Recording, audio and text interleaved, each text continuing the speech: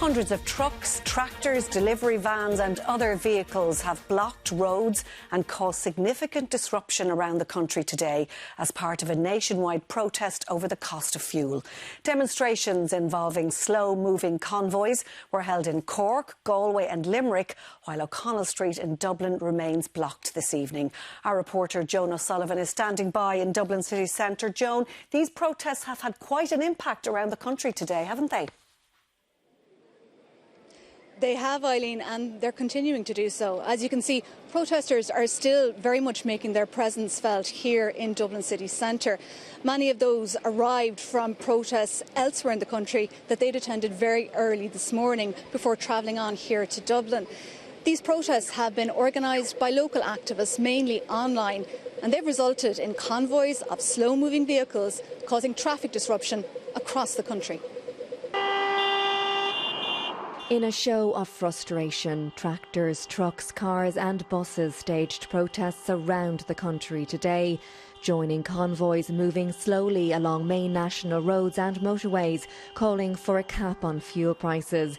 The M7 outside Limerick blocked on both sides of the motorway. Many here say they'll stay overnight. We're going to have to stay here. We're sleeping here. There's lads are sleeping in tractors here tonight. They're going to be frozen. There's no enjoyment or fun out of this. It just has to happen. There's lads here that are builders, hauliers, farmers, contractors. Like everyone is here from different parts of our sector, and everyone is in dire straits, really are now. In Cork, up to 6 separate convoys made their way slowly through the county, converging in the city centre. What's it costing you? Well, we've 2 trucks and we're up over 12 to 1400 quid a week on diesel alone. That's just 2 trucks. I've 3 tractors on the road, well 2 of them mostly, and I'd be burning 1,000 litres a week in 6 days. That's gone from 800 to 1,800 to fill them. Convoys from around the country travelled on to the capital, causing significant disruption and blocking O'Connell Street this afternoon. Driving from house to house, not being able to afford it, but we can't leave clients. You know, people that can't get out of bed and that are relying on the likes of carers to go provide for them. Like, it is threatening our livelihood. We're on the edge. Possibly another month, 6 weeks. That's it? That's it. After that, we're parking up. We're going out of business, so we are. It's just the way it is. We're actually working now at the minute, but we're not making money. We're working at a loss, so we are, just to try and look after customers.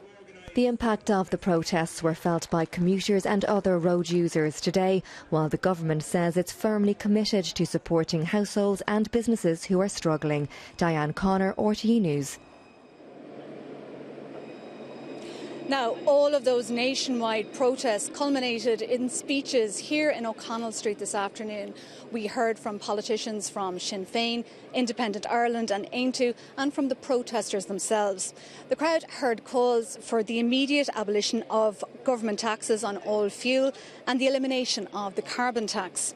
And as you can see, these protesters are still in position. Tractors and trucks have brought O'Connell Street to a standstill. Some of the protesters have said they will be remaining here until the government takes action. Joan O'Sullivan, thank you.